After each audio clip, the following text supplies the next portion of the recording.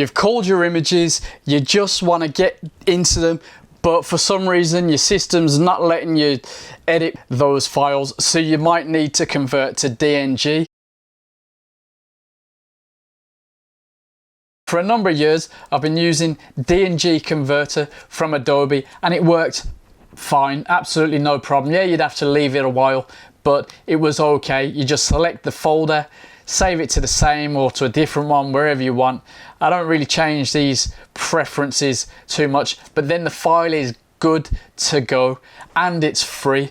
But then something else came along fairly recently, and that was Iridient X-Transformer. So we've been giving it a little go, and I thought I'd show you why I think it's worth doing this demo. Open it up and you'll see it already starts processing, the cheeky thing.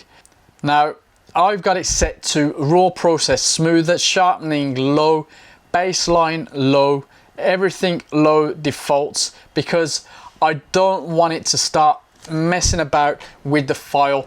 But what I'm finding is with Iridient X-Transformer, the file that you get after the conversion compared to Adobe DNG is, for the most part, that a little bit more detailed, that a little bit sharper before all this raw processing has happened. And that to me is a bonus, but you do have to pay for this software. Iridient Developer is a lot more full featured and is actually excellent, and that's £81.38 at the moment. Now if you look on the website, you'll see that the price for X-Transformer is listed in dollars, $29.99, especially if you're a professional. $30 to get the best out of your file.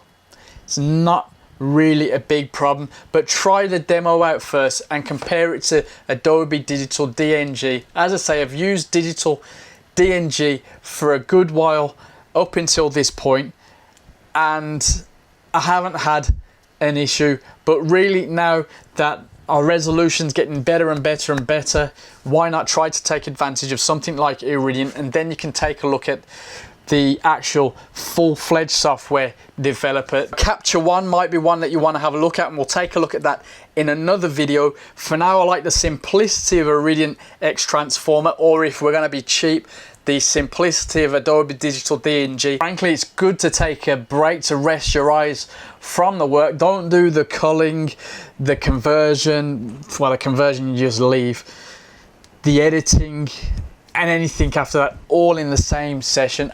Take breaks, your eyes will be fresher, your work will turn out better, because you know, as you work on and you sit crouched over the computer, you're just not fresh enough. Doesn't matter how many cups of coffee or whatever, it's just not going to work out. So that's a tip I would definitely give you. Take breaks.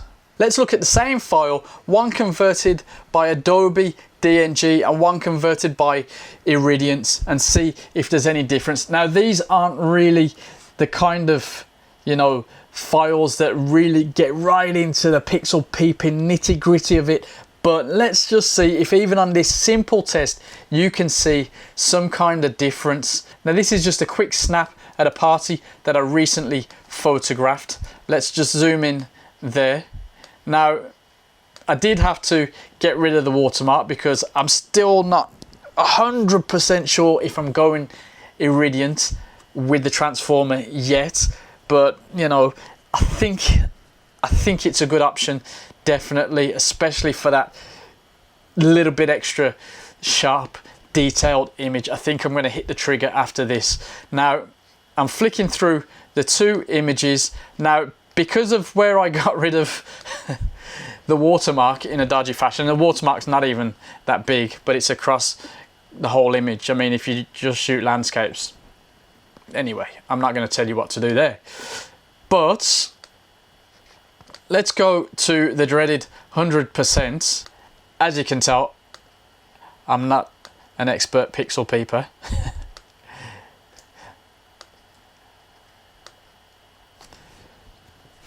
You can see around pretty much the whole noisy image that one is clearly a lot noisier and, for the internet, wormier than the other one.